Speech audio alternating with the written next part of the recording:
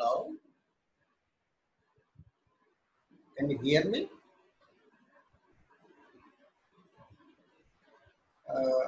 Actually, this class is scheduled for tomorrow.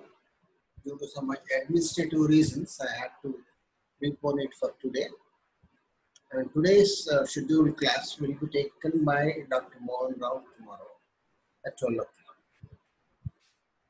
So I hope you understand and also remember that we have been discussing the epidemiology and prevention of various communicable diseases.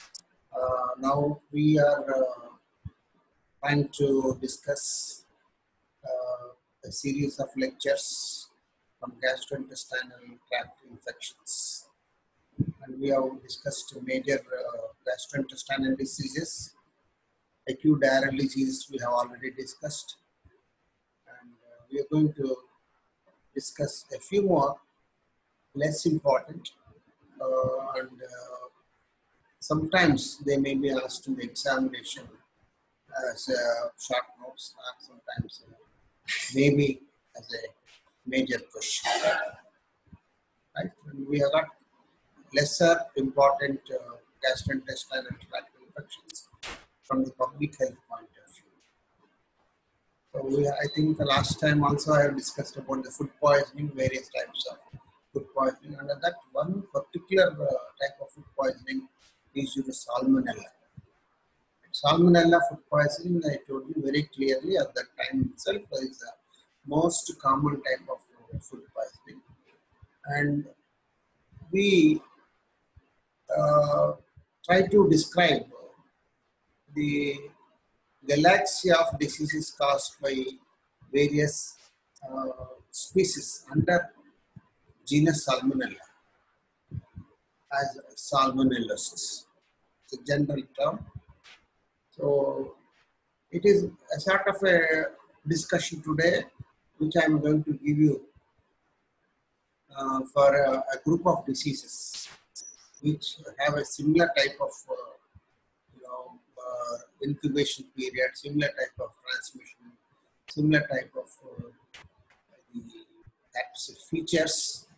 So there is no point in discussing each and every type of organism together because these things they occur as a group.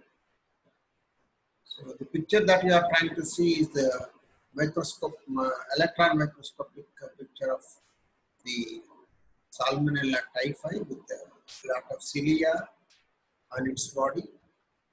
And Salmonella typhi is part of a Salmonella group. So let me define the term the salmonellosis because there may be even small short notes. Define salmonellosis and give the preventive measures for salmonella. So if you are given a question like that, you should be able to define it in a proper way so that you can get full marks. Okay. So I would like to give you the definition of the term salmonellosis, which may be very important for you to know.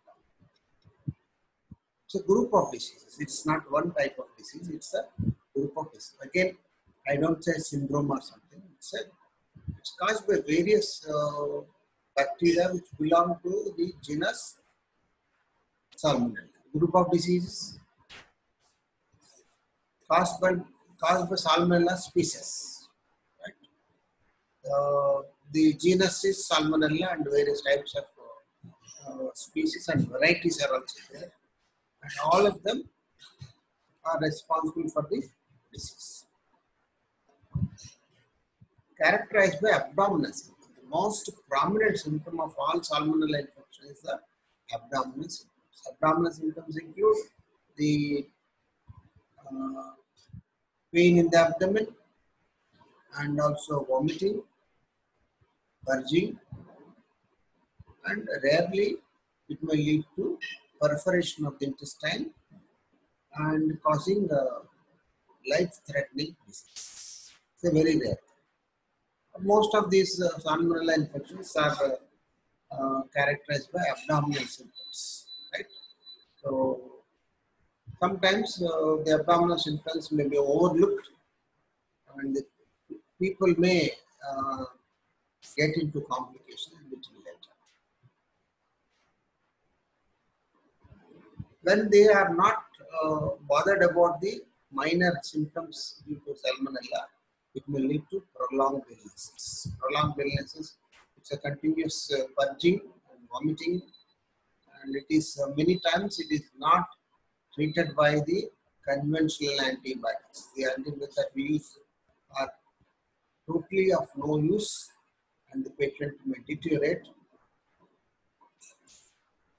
and it may, when the problems are prolonged beyond certain limit, they may cause death of the patient. Say for instance, in the case of Salmonella typhi, it may lead to the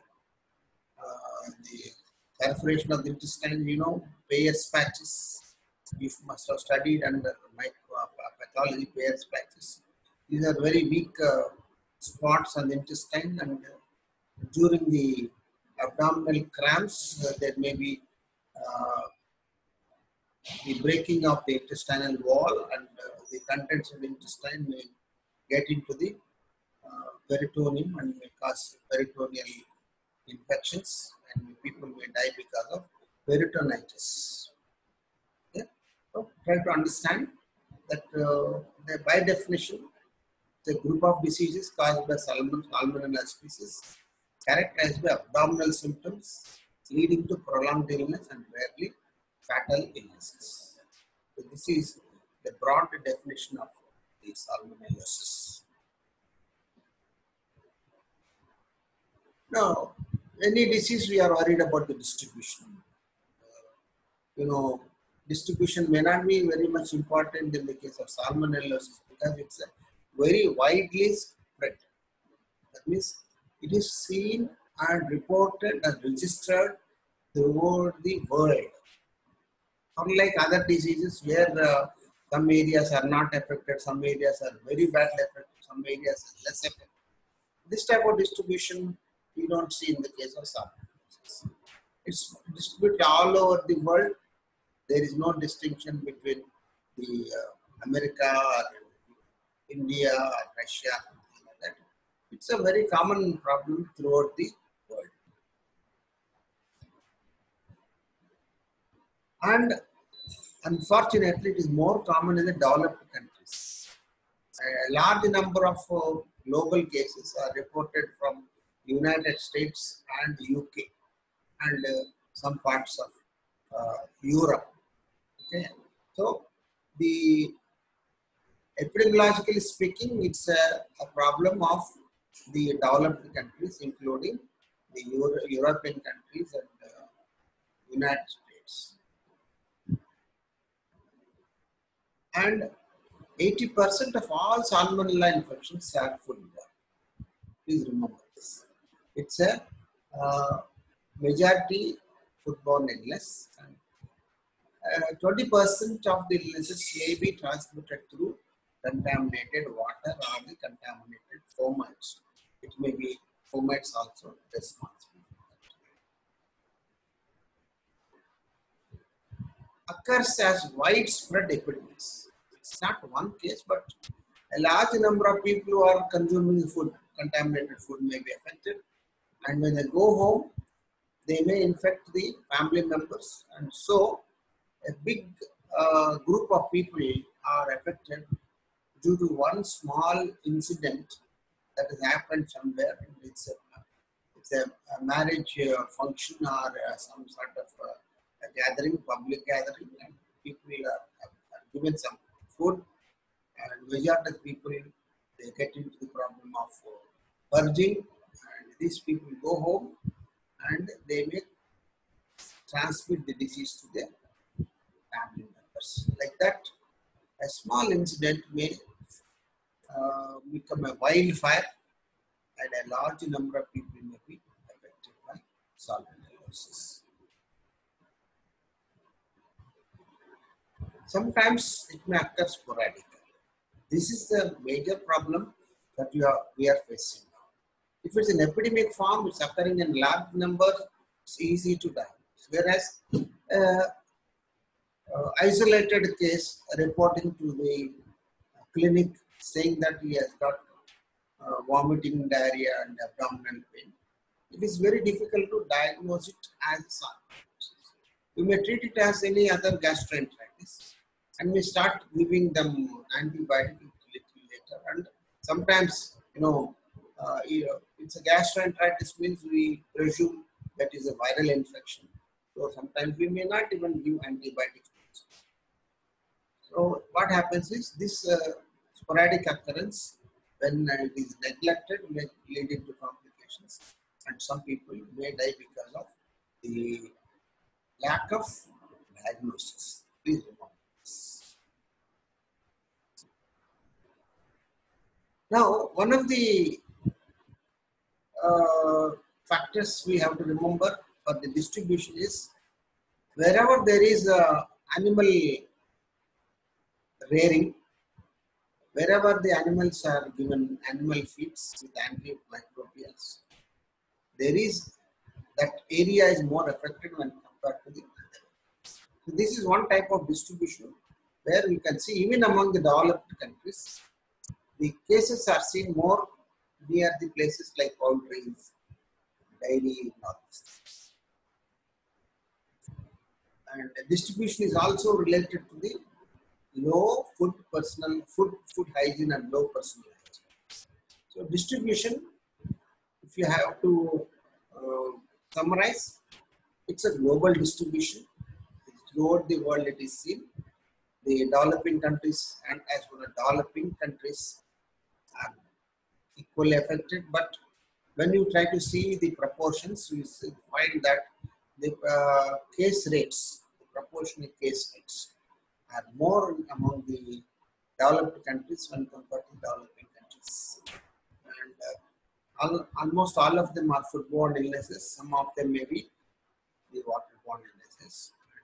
It is mostly occurring in the form of epidemics. Sometimes it may be in the form of sporadics. Okay, and never we have seen in history salmonella leading to pandemics. Whereas other diseases like cholera and other diseases, gastrointestinal diseases may occur as pandemics, but this never goes in for the pandemic status. In fact, we used to have typical salmonella infections in the form of salmonella type infections. Nowadays, we rarely find salmonella typical infections. It is our atypical infections that are very common nowadays. Now, coming to the distribution again, and you can see that there are various types of organisms in the world. Some of the organisms are most common organisms are Typhimurium, it's a monophasic type, and Enteritidis and Kentucky, then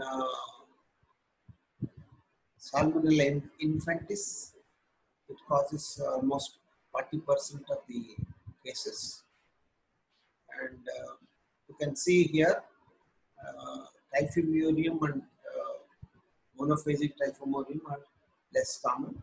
You can see that it is more breakdown of smaller in UK.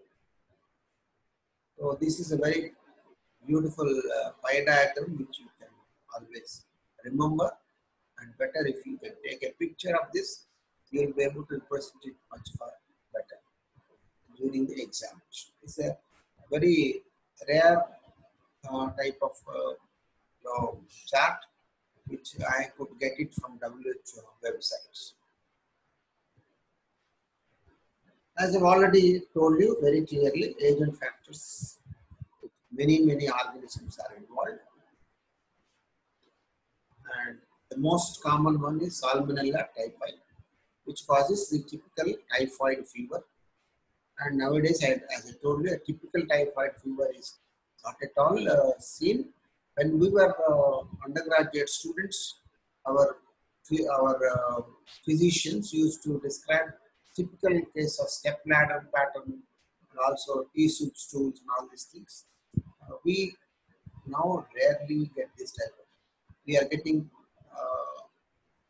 fever with abdominal pain, and rarely we can isolate type 5 organism, but antibodies can be detected.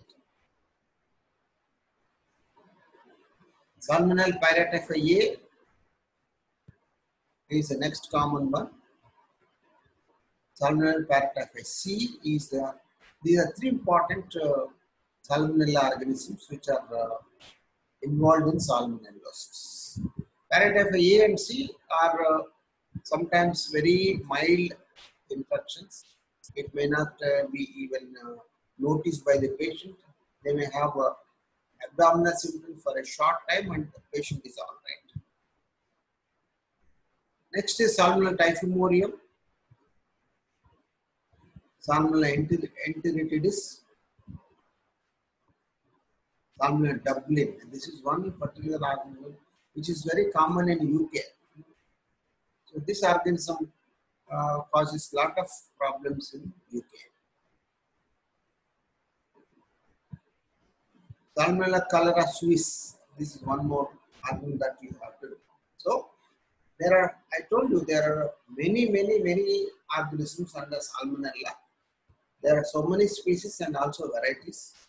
But you have to remember a few organisms for the epidemiology purposes. One is Salmonella typhi, Salmonella pyridoxine A and C, Salmonella typhimurium, Salmonella enteritidis, Salmonella Dublin, and Salmonella cholera suis. These are the things you have to remember under agent factors. Sometimes you may get short notes. The agent factor and factors under salmonellosis. Okay, so then you have to mention all these important organisms which are causing salmonellosis. The host factors, both sexes are equally involved. There is nothing like a gender preference there.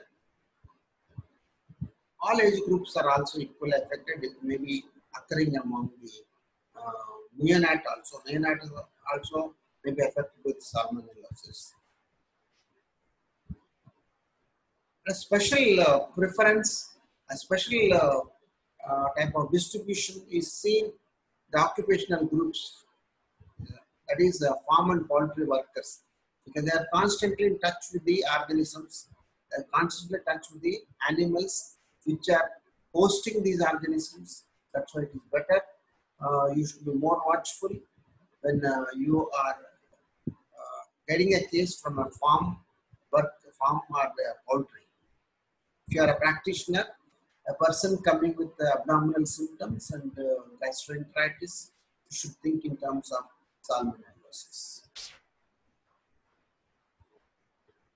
The farmers, agricultural workers, they are also closely, associated with the animals, and they are also at a risk of getting the salmonellosis. Sewage workers, because the sewage is contaminated with the organisms. Wherever there is a widespread epidemics of salmonellosis, the sewage may be consisting of a lot of organisms, and those who are handling sewage are at a risk of getting salmonellosis.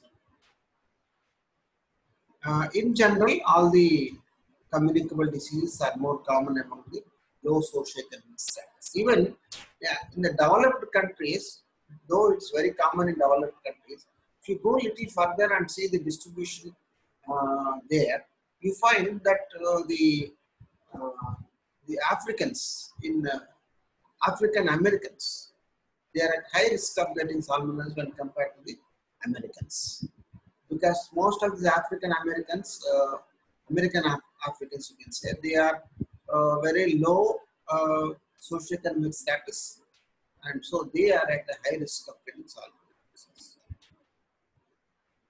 And wherever people are suffering from low immunity, again, there's a problem, they can get into this type of disease. So under host factors, you have to remember that both the sexes and all age groups are affected, and some of the occupations are at high risk. The occupations are farm and poultry workers, farmers, sewage workers, they are at high risk of getting salmonellosis. And if the salmonellosis is occurring among the people with low immunity, the severity of infection and the disease is very high, and these people sometimes it may be fatal. Coming to environmental factors, the environmental factors are plenty, and it is almost like any other communicable disease.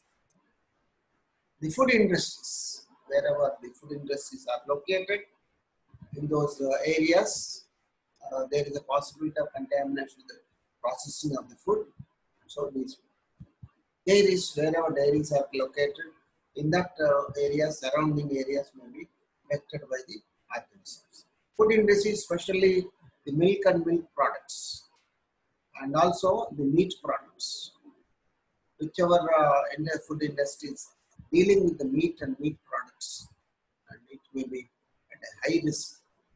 The people living around these industries may be at a risk of getting salmonellosis.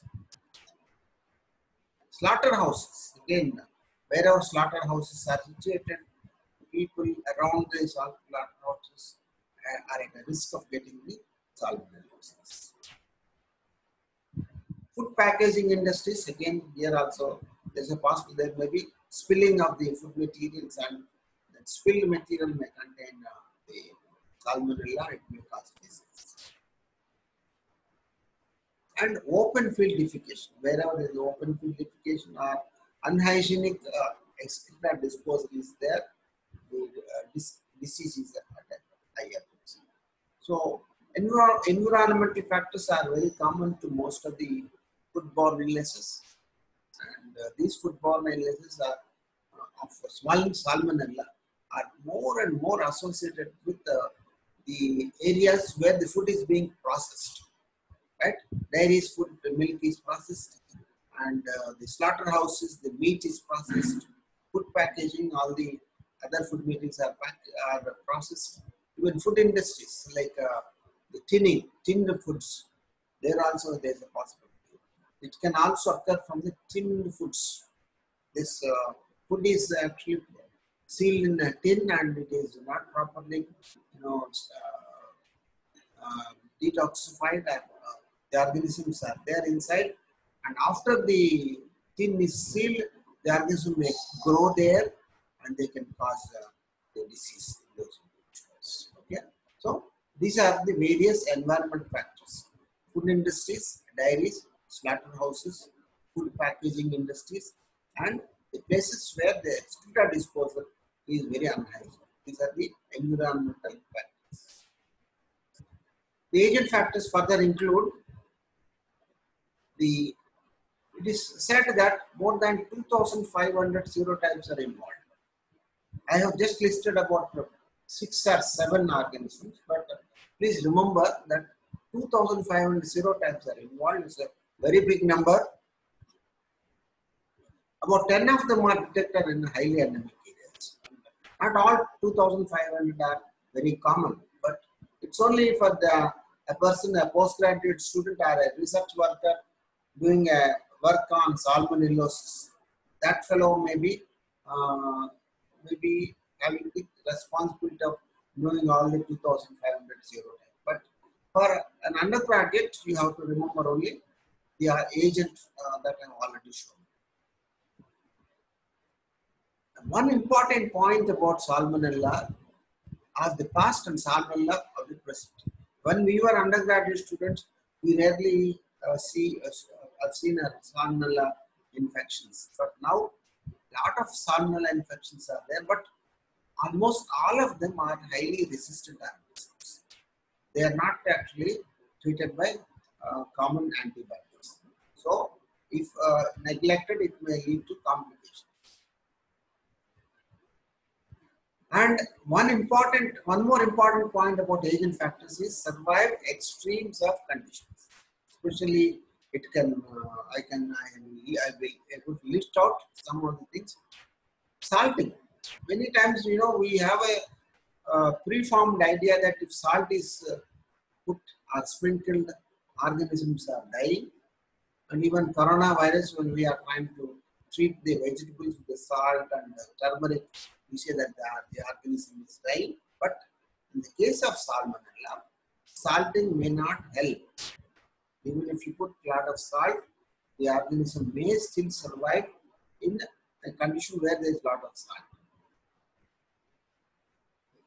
Even drying is one way of improving the hygiene of the food. Many times when we dry the food materials are more consumable. Risk is very low. But Salmonella is concerned, even extreme degrees of drying may not completely remove the Salmonella organisms. Sometimes smoking of the food materials, smoked fish and smoked meat, and even smoking also sometimes it may not completely destroy the organisms. Freezing the food material also, when once you take it out from the freezer, the organisms start multiplying and it may cause disease in us. So try to understand that they are very highly adjusting type of organisms, and they are not easily killed by extremes of conditions like salting, drying, smoking, and freezing also. But one thing, very consoling factor is that they're sensitive to heat. Because many studies have shown that the Salmonella may not survive the temperature above 70 degrees. That means if you are able to boil the material, boil the organism, you may be able to kill the organisms. And the 70 degrees is the cutoff point above which you can think of completely destroying the organisms. Sometimes eating ice creams will cause salmonella. And dried food materials, even pickles may have salmonella. So that's how the disease has become more and more prominent nowadays. We eat a lot of dried foods and smoked foods and ice cream and all these things. And every stage you have to remember that these organisms may be there and we can get salmonella infections. Further agent factors, you can see that the agents are broadly divided into three types of organisms. I told you there are 2,500 organisms, serotypes. So all these serotypes can be broadly divided into three types of epidemiological groups. One group is they infect only man. They are not infecting any other. They are very much specific to the human being. That is Salmonella typhi. You do not get Salmonella typhi causing infection among the animals.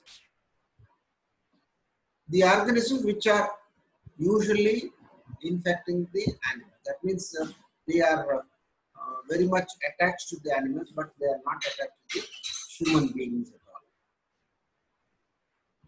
Salmonella arbotus equi, that is the organism causing salmonellosis in horses. Salmonella gallinareum, again, this is a salmonella causing the disease among the dogs and cats. Salmonella dublin, again, it causes infection of the pigs. So eating pork, which is contaminated Salmonella dublin, may cause a very big epidemic. And the third category, first category is infecting only man. The second category is infecting only animals. The third category, the zoonotic type, it is infecting both man and animals. It can cross from animals to the man, from man to the animals. Salmonella typhimurium, it has got 2,200 serotypes, and more than 50% of the cases of salmonellosis are due to this. Salmonella enteritidis, again, it's a very common type of organism which can be transmitted zoonotic from the animals, from the man to the animals. So the alien factors, again I have to remind you that there are 2,500 serotypes, and out of that only about 10 varieties are important, and the organisms are broadly divided into three types. Those organisms which can infect only man, those organisms which infect only animals, those organisms which can infect both man and the animals, causing a zoonotic problems. The reservoir of infection is very important. The reservoir of infection, how do you define a reservoir of infection? Do you remember the definition? Reservoir is defined as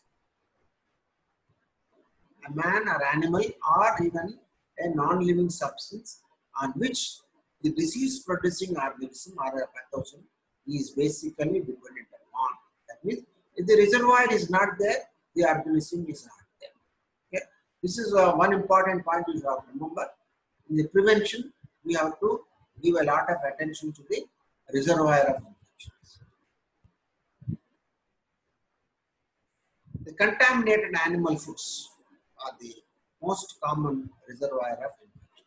The animal is sacrificed, the animal is already infected with salmonella, and the food, even after sacrificing the animal, the organism may not be killed, and the meat is consumed, and sometimes the meat is consumed half cooked. If the meat is very well cooked, no problem, but most often what happens is it is not cooked well. So this uncooked or partially cooked meat may cause problems. So reservoir of infection, the number one, the most common one is contaminated animal foods. Beef is the most common type of reservoir in the USA. Poultry animals are most common in UK. Eggs are also sometimes involved, reservoir. It has been shown by many studies that an intact egg may have an organism inside. So it has been shown very clearly that the egg is intact, but when you see under the microscope, there may be small microscopic gaps in the egg shell through which the organism may get into the egg shell, and it may multiply inside the egg. And it has been shown very clearly that ovarian transmission can occur. That means the organism is there in the animal, and the animal is giving in the chicken, and the chicken is giving rise to eggs. And even though there is no contamination of the eggs from outside, the egg may contain the organism because it is already transmitted from the adult to the egg. Transovarian is a variant. The animal carriers, there may be plenty of animal carriers. Animal may not be suffering, but animal may be having the organism without any symptoms. Cattle, especially when you are eating the food of the meat, that is pork and the beef, the beef if you are taking, that may cause it. Swine, that is the pork of carriers of the pig carriers can occur. Rodents, there are some people who are eating rodents also, and these people are at risk of getting it. So reservoir of infection, either it may be a contaminated animal food or animal carriers. You are close contact with these animals. So during your close contact, because they are carriers, and some of the body fluids may touch your body, and you may put it in your mouth, and during this process, the organisms are carried into the system and you may get into problems. It is not, see, when I am talking about contaminated food, it is the animal sacrifice. When I am talking about animal carriers, I am talking about the closeness of the people to the animals. Okay. So, like that, there are two types of reservoir infection. Either it may be animal which is a carrier and close contact with the human being, or the animal food and the animal was suffering or was a carrier of the disease. It can lead to diseases. Foul is also one of the agent factors.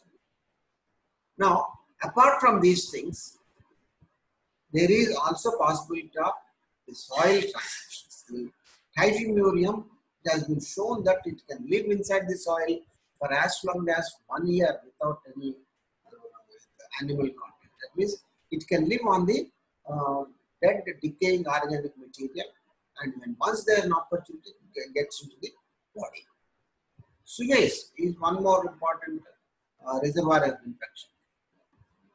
Some of the vegetables which are grown in a soil where there is an organism, and the vegetables are contaminated with this. Water, the water which is obtained from a place where there is a contamination. And manure is also sometimes infected. When you are handling the manure, you may get this happen. Some insects are also have been incriminated in the transmission of, especially cockroaches. The cockroach may get into infected area, and when it's crawling on your food, and the salmonella on the cockroach legs may be transmitted to the food. Birds sometimes they may have transmitted, they may have the agent, the reservoir of infections. That means what I'm trying to impress upon is that very wide varieties of reservoir infections are available. So it is so difficult which reservoir important, which reservoir less important. For all practical purposes, if you can stop eating the animal foods, most of the salmonella infections can be controlled. And if you are able to keep a distance from the animals and don't go in for the animal caring and all this, you may not be getting this. Even soil, sewage and vegetables, the organism is coming from the animals, right? So if the animals are controlled and animal eating is controlled, probably it is very easy to. Mode of transmission, it is by virtue of the contamination of the food and water. It can be even fomites can cause this one. The most often it is by means of vehicle transmission. Mode of transmission is vehicle transmission. It may be infected milk, it may be infected meat, it may be infected food, it may be infected milk products. All these things are discussed under one broad category that is called as vehicle transmission. The incubation period is very, very variable. It may be about 4 days. It may even extend up to 72 days. That salmonella, because we have got a group of organisms in that, so we cannot specify the incubation period. And Salmonella typhimurium may be having the shortest incubation period, and Salmonella cholera suis may be having a very long incubation. Like that, the incubation period varies from one variety to other variety, and the shortest may be around 4 days, the longest may be 72 days. Now coming to the clinical features, there are 3 clinical types. You have to remember these 3 clinical types. One is enteric fever. That means fever associated with abdominal symptoms. It's a very typical description, enteric fever. Enteric fever is the most common type of symptom in Salmonella typhi. And it is actually described as step ladder pattern. That means the temperature goes on increasing day by day. It may take about 1 week to get into highest levels of fever. So then it may come down. So enteric fever is there are a group of diseases where enteric fever is the most common. There are a group of salmonellosis which present, the present symptom is enterocolitis. That means rapid purging, and sometimes the bloody stools, and sometimes there may be dysenteries, and these are the organisms which can cause enterocolitis. The third clinical presentation is a very rare one, leading to septicemias. Usually septicemias are not very common in salmonellosis, but maybe 2 to 3% of all salmonellosis cases may get into septicemias, and if they are not treated well, they may end up in death. So there are 3 types of clinical types. One is enteric fever type, and the other one is enterocolitis type, and the third one is septicemia. It doesn't mean that enteric fever should not have enterocolitis and it should not have septicemia. My point is that the most important presenting symptom in this group of diseases is enteric fever. Similarly, enterocolitis is the most common symptom, but they may have septic, it may have fever also. But the presenting symptom is enterocolitis. So remember this very clearly. Now, signs and symptoms is given in this picture here: headache and fever, abdominal cramps, and there may be enlarged liver. Liver may be enlarged, especially in the chronic forms. Vomiting is only for a short time, and then intestinal inflammation or intestinal infections, very common. Diarrhea can happen. Dysentery also can happen. So these are some of the signs and symptoms of some. Again, they are very vague. It's very difficult to diagnose it based only on the clinical features. So there is a need to take the stool samples and samples of the vomiters, and sometimes there is a need to have the swabs, rectal swabs, to diagnose the diseases. The organisms are grown very well in the microbiology areas, and the diagnosis is not very difficult. Now we come to the last and most important aspect of the disease, that is the prevention, which we are always worried about. Prevention of salmonellosis, and prevention and control. Sometimes they say that I just want to put it as prevention. Improvement of animal food processing. That is I always tell people not to have animal foods. Completely abstain from eating the animal foods. I always tell people that most of the disease that we have, most of the pandemics that we have this problem of animal eating. And if you can stop this one, probably we can control 90 to 95% of the disease. But as a human being, we are so much addicted. People are so much addicted to animal foods. Many times what happens is, if I say that don't eat animal foods, fellow says no. Vegetarians are also at a risk of it. So these are only meant for discussion purpose. But the truth that you have to accept without any doubt, that when you are eating animal foods, you are at a higher risk of getting the diseases, including salmonellosis. So when the animal foods are consumed, animal food processing units are also very high, very too much. And when once the processing of the food materials is not properly done, there is a possibility of the salmonella, the spilling of the food materials can cause.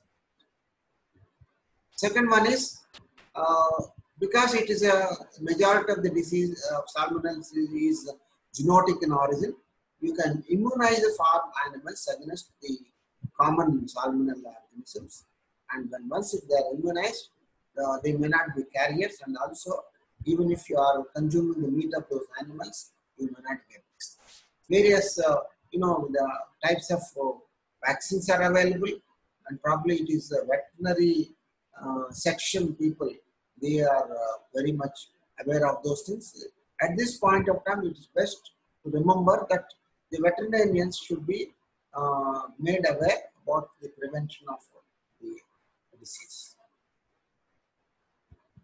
Use of unhygienic animal feeds. Right?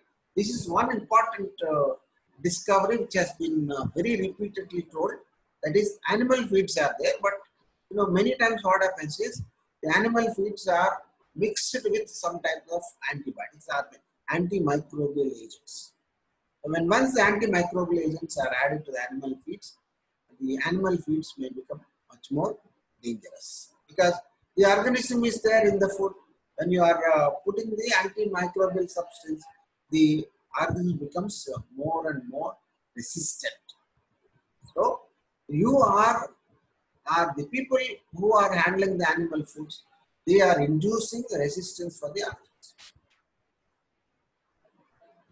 Hygienic environment of the animals. Animals are being treated very, very badly, and they are not given sufficient shelter, and they are not given sufficient living conditions. They are just dumped in a small shed, and sometimes even they are gagged up in a very small, narrow areas. This side of unhygienic, the animals, they are defecating there, they are crawling there. The body is full of the fecal material. There are such type of unhygienic environment. Animals, they are likely to become the victims for salmonellosis.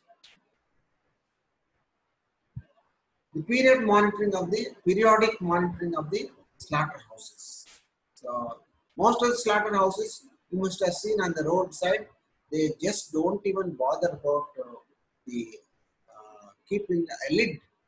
You see the flesh and the red material, red meat, the meat and all these things, they are just on the table and there is no lid, no coverage. And sometimes the animal, after they are killed, the remaining skin and other things, they are just thrown indiscriminately. One of the most horrible scenes that you see, even in Maduravada, this one I have seen slaughterhouses in a very unprofessional manner. Apart from the sympathy for the animals, we have to remember that when these animal products are not properly disposed of, they can lead to a lot of problems. The animals feeds are the left out animal materials may be consumed by the street dogs. These street dogs may develop salmonellosis and they may become carriers, and these dogs may transmit the disease to the human. Now, next point is pasteurization of the milk. Milk has to be pasteurized, and after pasteurization, milk should not be opened and again kept outside. It should be consumed as fast as possible. If you cannot consume it, at least put it in a safe place or a vessel which is already sterilized and put it in the fridge. So milk is the most dangerous material where the organism can multiply to thousands and thousands within a very short time. Improvement of the cold storage facilities. Again, the meat is stored in the cold storage. If the cold storage itself is contaminated, the place where the meat is stored is contaminated. The meat is also contaminated. So there should be an improvement of cold storage. Disposal of animal droppings, very, very important one. And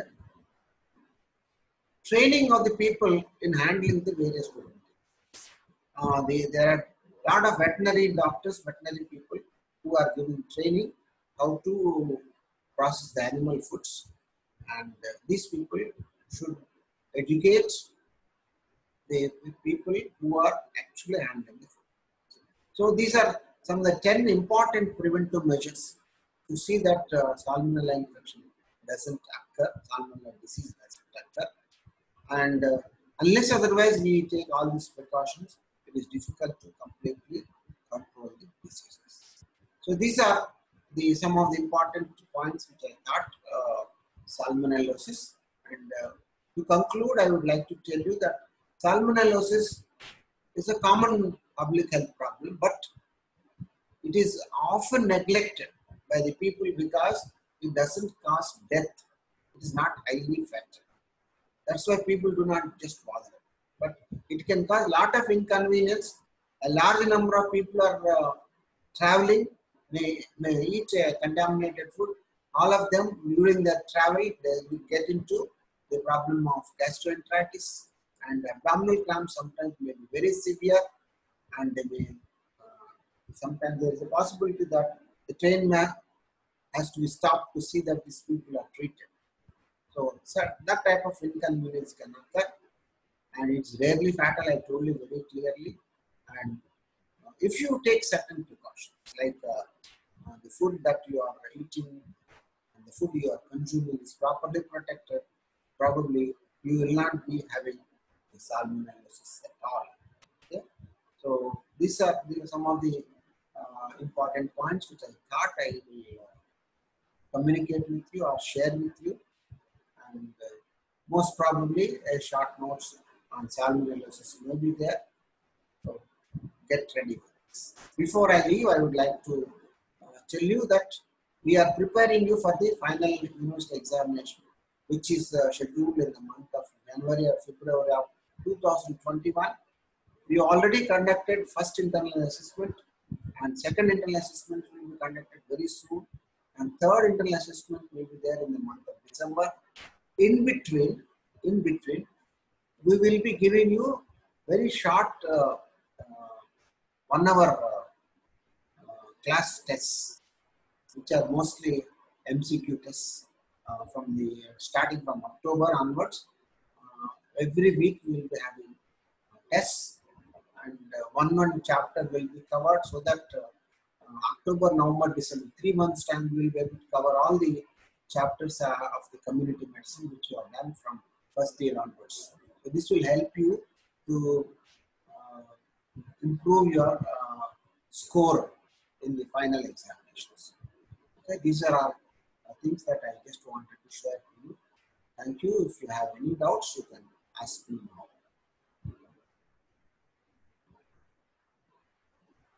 You can ask me any question. You can type and share it to me.